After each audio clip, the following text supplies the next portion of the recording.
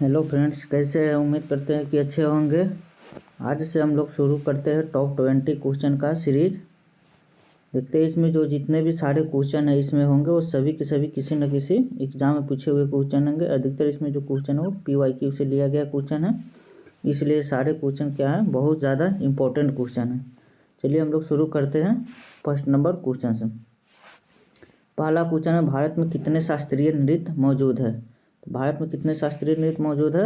8। कितने है? 8 शास्त्रीय नृत्य मौजूद है। कौन कौन सा है? भारतनाट्यम। कौन सा है? भारतनाट्यम। भारतनाट्यम है, कथक है, कथकली है, मोहिनी अट्टम है, ओडिसी है, सत्रिया नृत्य है, मणिपुरी है, कुचिपुड़ी है। ये सभी के सभी क्या है? 8 नृत्य है, जो शास्त्रीय नृत्य है। भारतनाट्यम कहाँ पे है? तमिलनाडु में। और जो कथक है वो उत्तर प्रदेश में है। कथकली केरल का है। मोहिनी अट्टम कहाँ का है? वो भी केरल का है, मोहिनी अट्टम। उसके बाद ओडिसी जो है ओडिशा का है। सत्रिया नृत्य जो है ये असम का है, ये ध्यान रखिएगा। सत्रिया नृत्य कहाँ का है? असम का है।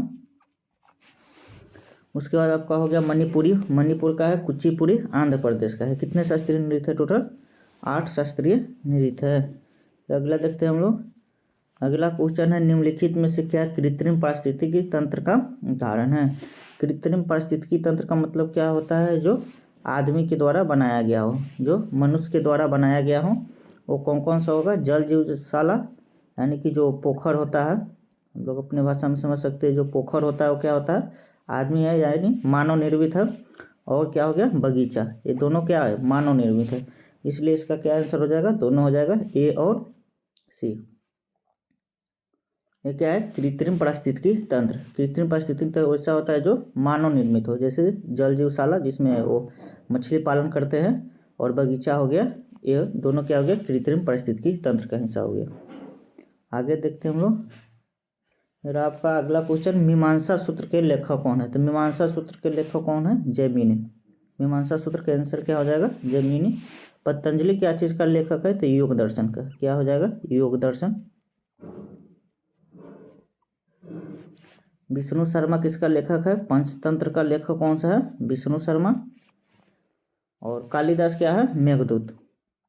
कालिदास का और भी बहुत सारे बुक हैं, अभी ध्यान रखेंगे हम लोग। क्या है? मेघदूत। मेघदूत के लेखक कौन है? कालिदास। पंचतंत्र के लेखक विष्णु शर्मा। योग दर्शन के लेखक कौन है? पतंजलि है। मीमांसा सूत्र के लेखक कौन है? जैमिनी है। इसमें क्या होगा कि जो इतने भी ऑप्शन से अगर कुछ क्वेश्चन बन सकते हैं वो भी बता देंगे, ताकि आप लोगों को क्या होगा, एक ही क्वेश्चन में 4-5 क्वेश्चन ध्यान में आ जाएगा। चलिए हम लोग आगे देखते हैं। गोल्डन लैंड या सुनहरी भूमि किस देश का नाम है? तो गोल्डन लैंड या सुनहरी भूमि किस देश का नाम है? म्यांमार का। किस देश का नाम है? म्यांमार का नाम है। गोल्डन लैंड या सुनहरी भूमि के नाम से जाना जाता है म्यांमार को। भूटान को भी जाना जाता है किस नाम से? वज्र भूमि। कौन सा भूमि?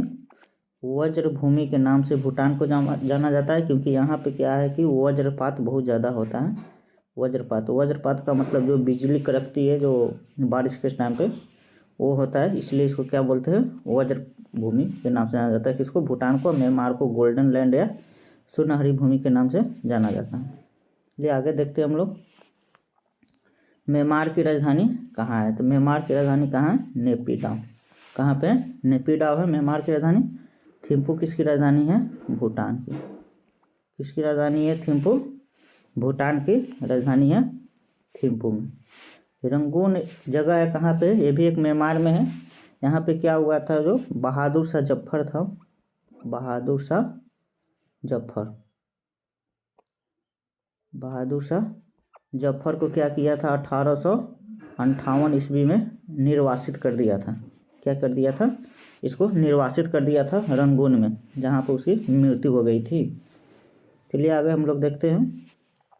अगर इसका PDF आप लोग चाह रहे हैं कि रिवीजन के लिए चाहिए, तो आप हमारे टेलीग्राम से जुड़ सकते हैं। टेलीग्राम का जो लिंक है वीडियो के कमेंट बॉक्स में आपको मिल जाएगा। दी गवर्नमेंट जॉब करके चैनल का नेम है, आपको मिल जाएगा कमेंट बॉक्स में। चलिए अगला हम लोग क्वेश्चन देखते हैं। तीसरे और चौथे समूह के ऑक्साइड का सामान्य गुणधर्म क्या होता है? तो जो तीसरे और चौथे समूह का जो होता है पीरियोडिक टेबल के हिसाब से कौन सा होता है, बेसिक और एसिडिक। तीसरे कौन सा है, बेसिक, और चौथा जो समूह होता है वो क्या होता है, एसिडिक। यानी कि क्या हो गया, ये हो गया क्षार और ये हो गया अम्ल। तीसरा जो ग्रुप हो गया वो क्या हो गया, क्षार से हो गया, और चौथा जो ग्रुप हो गया वो क्या चीज से हो गया, अम्ल से हो गया। अगला देखते हैं हम लोग। अगला, कर्क रेखा निम्नलिखित में से कितने राज्यों से होकर गुजरती है। तो कर्क रेखा किन किन राज्यों से होकर गुजरती है, तो 8 राज्यों से होकर गुजरती है। कितने राज्यों से, 8 राज्यों से होकर कर्क रेखा गुजरती है। वो कौन कौन से राज्य है, तो हो जाएगा गुजरात आपका, इसमें छत्तीसगढ़, झारखंड, गुजरात, राजस्थान है, मध्य प्रदेश, उसके बाद छत्तीसगढ़, झारखंड, पश्चिम बंगाल, त्रिपुरा और मिजोरम। तो इसमें से कौन सा हो जाएगा, 1, 2 और 4, 1, 2 और 4, ये क्या हो जाएगा आपका, इसका आंसर हो जाएगा, जो कि कर्क रेखा गुजरती है। कितने राज्यों से, 8 राज्यों से। 23.5 डिग्री क्या है, उत्तरी अक्षांश पे है, उत्तरी अक्षांश, 23.5 डिग्री उत्तरी अक्षांश पे है कर्क रेखा। चलिए हम लोग आगे देखते हैं। जो सूर्य का जो प्रभा मंडल है, प्रकाश का परिवर्तन से उत्पन्न होता है, ये क्या चीज़ से होता है, तो सूर्य के प्रभा मंडल से जो उत्पन्न होता है वो क्या होता है, पच्छाद मेघों का हिम स्फटिकों में, पच्छाद मेघों के हिम स्फटिकों में। ये क्या है, इसका आंसर हो जाएगा। ये जो क्वेश्चन देख लीजिए, यूपीएससी के जो है पूछा हुआ क्वेश्चन है, इसलिए इसमें जितने भी क्वेश्चन है अच्छे अच्छे क्वेश्चन ही लिया गया, इसलिए आप लोग इसको ध्यान में रखें, क्योंकि ये क्वेश्चन पूछे जाने की बहुत ज़्यादा संभावना होती है। पीवाईक्यू और अच्छे अच्छे क्वेश्चन के इसमें सीरीज रखा गया है। इसलिए आगे हम लोग देखते हैं। इसमें निम्नलिखित में से किस अधिनियम में कलकत्ता में सर्वोच्च न्यायालय की स्थापना का प्रावधान किया गया था। तो कलकत्ता सर्वोच्च न्यायालय का जो स्थापना हुआ था वो किस अधिनियम के तहत हुआ था, रेगुलेटिंग एक्ट 1773 के तहत, रेगुलेटिंग एक्ट 1773 के तरफ। इसका स्थापना कब हुआ था, कलकत्ता सर्वोच्च न्यायालय की स्थापना, तो 1774 में। कलकत्ता सर्वोच्च न्यायालय का स्थापना कब हुआ था, 1774 में। इसका जो मुख्य न्यायाधीश था, जो पहला बना था, वो कौन था, एलिजा इम्पे। एलिजा इम्पे कौन था इसका मुख्य न्यायाधीश, ध्यान रखिएगा, इसका मुख्य न्यायाधीश कौन था, एलिजा इम्पे। स्थापना कब हुआ कलकत्ता सर्वोच्च न्यायालय की, 1774 में, रेगुलेटिंग एक्ट 1773 के द्वारा। चलिए हम लोग आगे देखते हैं। अगला क्वेश्चन है, श्याम वीवर क्या होता है। ये जो श्याम वीवर यानी कि इंग्लिश में हम इसको क्या बोलते हैं, ब्लैक होल। क्या हो गया, ब्लैक होल। जो ब्लैक होल है ये क्या है, एक तरह से देखा जाए तो बहुत ज़्यादा घनत्व वाला है। क्या है, बहुत ज़्यादा घनत्व वाला है ब्लैक होल, बहुत ज़्यादा घनत्व। इसमें इतना ज़्यादा घनत्व है ना कि इसमें इसका जो वजन होता है बहुत ज़्यादा भारी होता है। इसका एक तरह से क्या है, एक सिमट गया तारा है, क्योंकि जब घनत्व बहुत ज़्यादा हो जाएगा तो क्या हो जाएगा, एक सिमटा हुआ तारा की तरह है। इसका जो खोज किया था ब्लैक होल का, कौन किया था, एस चंद्रशेखर ने क्या किया था, इसका खोज किया था ब्लैक होल की। बहुत ज़्यादा घनत्व वाला है, सिमट गया तारा है, और एस चंद्रशेखर ने खोज किया था। ये 3 बातें ध्यान रखेंगे आप लोग ब्लैक होल के लिए। चलिए आगे हम लोग देखते हैं, भोजन विषाक्तता का कारण क्या है। तो भोजन विषाक्तता का कारण क्या है, सैल्मोनेला बैसिलाई। सैल्मोनेला बैसिलाई के कारण क्या होता है, भोजन विषाक्तता होता है, यानी कि जहरीला हो जाता है। कौन सा, सैल्मोनेला बैसिलाई के कारण। चलिए अगला देखते हैं हम लोग। अगला क्वेश्चन बहुत ही अच्छा क्वेश्चन है। इसमें कह रहा है, जो सूची 1 है सूची 2 से मिलान करना है। इसमें कह रहा है नियंत्रण परिषद की स्थापना। तो बताइए, नियंत्रण परिषद सर्वोच्च न्यायालय की स्थापना अभी आया था, सर्वोच्च न्यायालय की स्थापना कौन था, रेगुलेटिंग 1773 के द्वारा हुआ था। जो नियंत्रण परिषद है यानी कि बोर्ड ऑफ कंट्रोल, इसका क्या हुआ था, पिट्स भारतीय अधिनियम। पिट्स का भारतीय अधिनियम कौन सा, 1784 के द्वारा हुआ था नियंत्रण बोर्ड की स्थापना।